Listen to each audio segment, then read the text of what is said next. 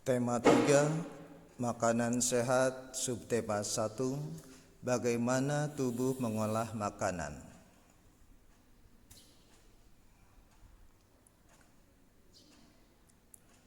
Tujuan pembelajaran pada kesempatan ini adalah menjelaskan organ pencernaan dan fungsinya pada hewan dan manusia, serta cara memelihara kesehatan organ pencernaan manusia. 2. Menganalisis informasi yang disampaikan paparan iklan dari media cetak atau elektronik.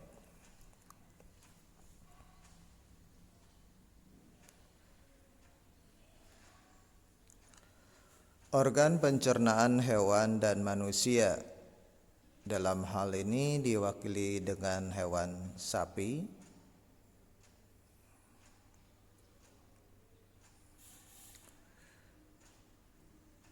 Di antara dua gambar berikut ada pertanyaan-pertanyaan mengenai organ pencernaan. Semuanya tentang perbandingan antara organ pencernaan hewan dan manusia. Dari kesemua pertanyaan tersebut bisa dirangkum menjadi 8 pertanyaan.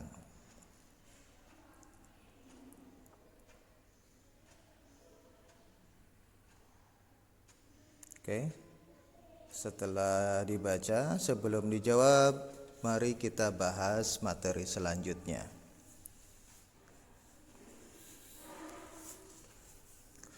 Sistem pencernaan.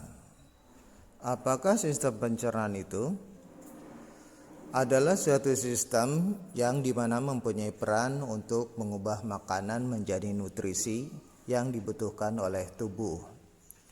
Fungsi sistem pencernaan manusia untuk mencerna makanan atau menghaluskan makanan hingga menjadi sari-sari makanan yang dapat diserap oleh tubuh. Sedangkan fungsinya pada hewan pada dasarnya sama, yaitu untuk mencerna makanan dan menghaluskan makanan.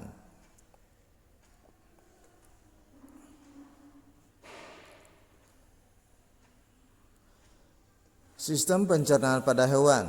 Pada materi ini diwakili dengan hewan sapi.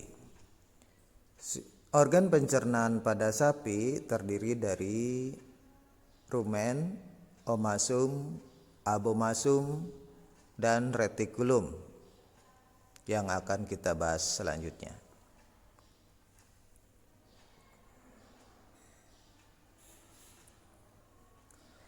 Rumen sama juga dengan perut besar. Rumen digunakan sebagai tempat penyimpanan makanan yang masih kasar, yang berasal dari kerongkongan. Di rumen terjadi pencernaan protein dan proses fermentasi oleh enzim selulase. Di dalam retikulum, makanan kembali mengalami proses fermentasi dengan bantuan bakteri anaerob dan protozoa.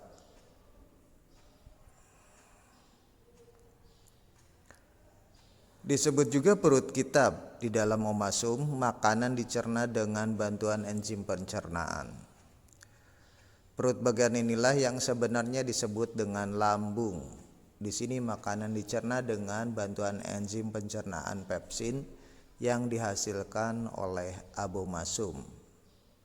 Kalian bisa memperkirakan panjang usus halus seekor sapi dewasa dapat mencapai 40 meter kalau dibentangkan. Selanjutnya mekanisme pencernaan pada sapi, mulai dari mulut, makanan masuk ke kerongkongan. Oke, itu alurnya. Oke.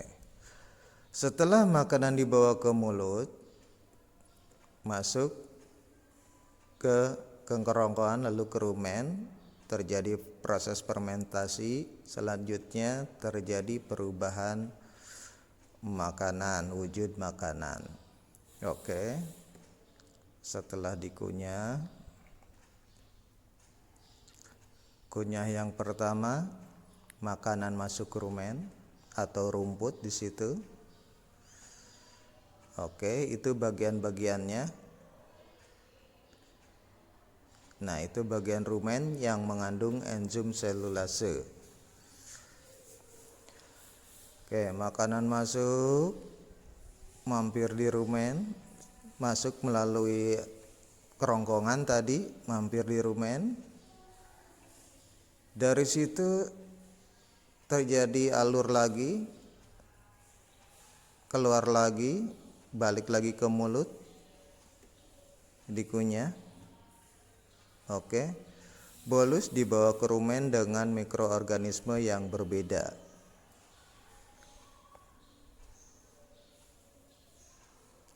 Nah, di situ terjadi peran enzim selulase.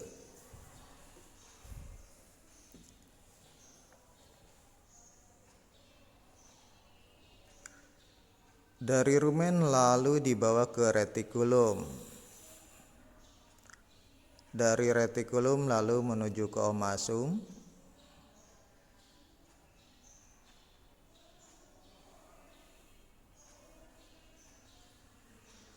Dari omasum ke abomasum, lalu dibawa ke usus, ya, melalui usus. Selanjutnya yang tidak terpakai dibuang melalui anus.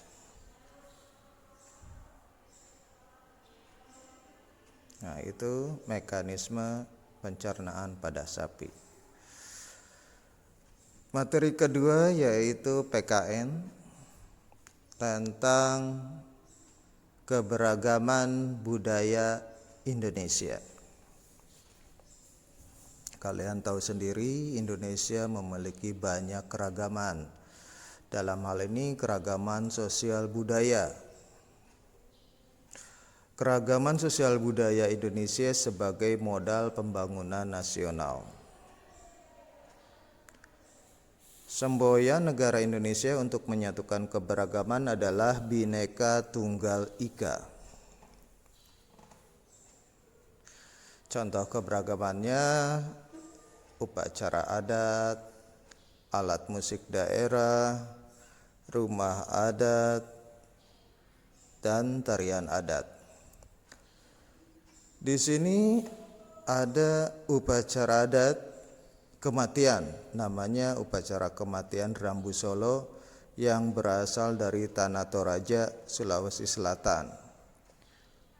Lalu ada upacara adat Sekaten, berasal dari Yogyakarta dan Surakarta.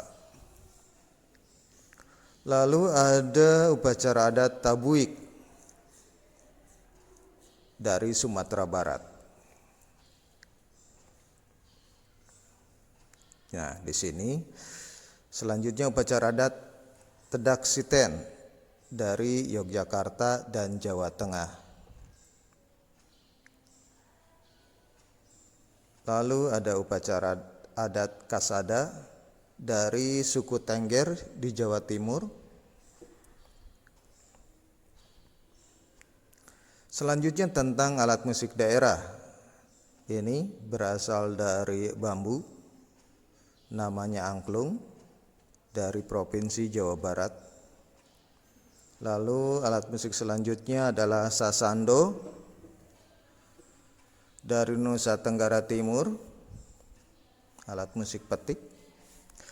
Lalu selanjutnya alat musik kulintang dari Minahasa, Sulawesi Utara yang dimainkan dengan dipukul. Nah, selanjutnya sama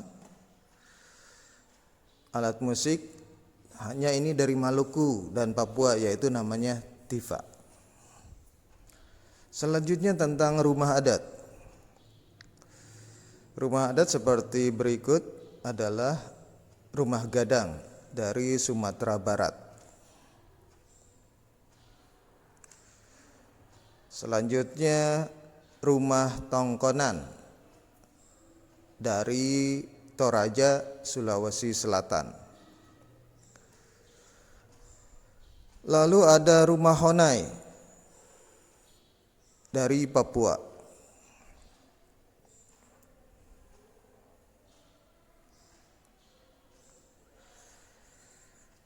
Selanjutnya tarian daerah.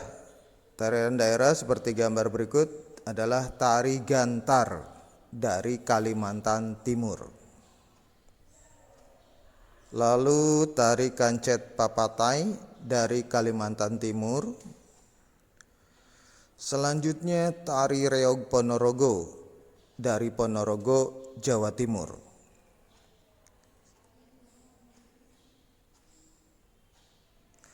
Selanjutnya adalah tari kuda lumping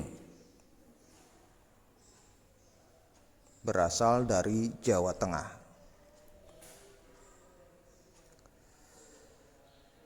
Ada lagi tari jaipong dari Jawa Barat. Yang ini tari serampang 12 dari Sumatera Utara.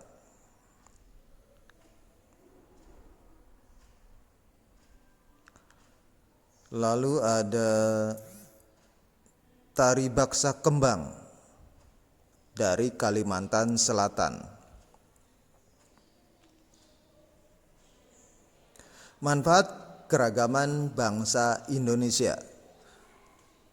Yang pertama, memperkaya budaya bangsa Indonesia. Yang kedua, memperkuat persatuan dan kesatuan bangsa. Yang ketiga, menjadi bagian dari identitas dan jati diri bangsa di mata dunia. Yang keempat, menjadi aset berharga untuk pariwisata. Cara melestarikan kesenian daerah, yang pertama, mengadakan festival budaya secara berkala. Yang kedua, mempelajari atau berlatih kesenian dan pertunjukan daerah.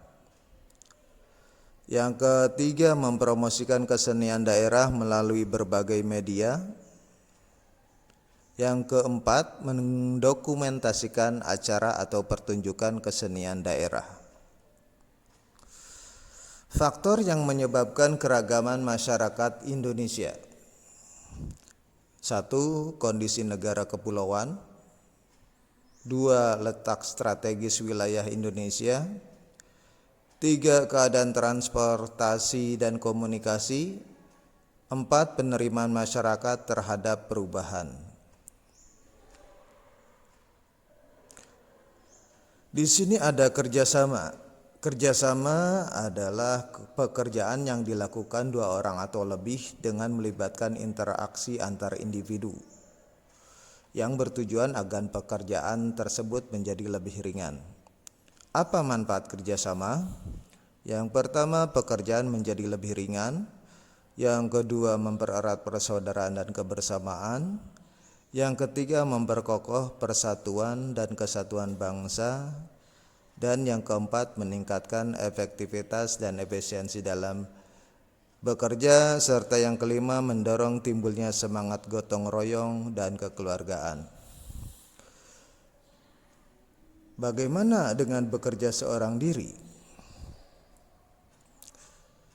Kelebihan dan kekurangan dari bekerja seorang diri. Kelebihannya tidak tergantung pada pihak lain, meningkatkan kemampuan bekerja, menjadi lebih mandiri, dan dapat belajar dari kesalahan. Kekurangan dari belajar seorang diri, lelah fisik, pekerjaan terasa lama, tidak bisa memanfaatkan bantuan orang lain. Ada juga bekerja kelompok. Kelebihannya, cita-cita dan tujuan lebih cepat tercapai, pekerjaan menjadi lebih ringan, menumbuhkan sikap gotong royong dan rasa peduli. Kekurangannya, pengambilan keputusan berlarut-larut, memungkinkan terjadinya free rider dan adanya agenda-agenda tersembunyi. Itu materi IPA dan PKN.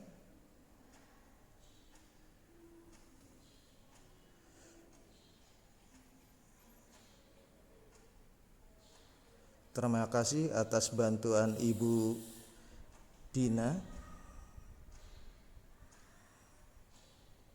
Assalamualaikum warahmatullahi wabarakatuh.